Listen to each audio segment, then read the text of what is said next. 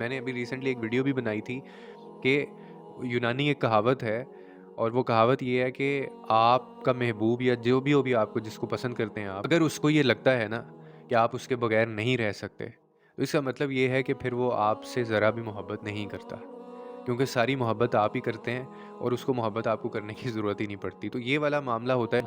हम हर एक रिश्ते को इस तरह से चला रहे होते हैं और वन साइडेड रिलेशन होते हैं हमारे। और मोस्ट ऑफ द टाइम ये फीमेल साइड से ही होता है कि लड़कियां थोड़ी क्योंकि बेवकूफ़ होती हैं इस मामले में, वो यकीन भी जल्दी कर लेती हैं, उनको अपनाइत भी जल्दी मिल जाती है। और मैं हैरान होता हूँ कई दफ़ा कुछ लोगों से जब मेरी बात होती है अक्सर, और वो बताते हैं कि एक ही बंदे ने तीन तीन चार चार दफ़ा अपने आप को, अपनी औकात उनको दिखाई होती है,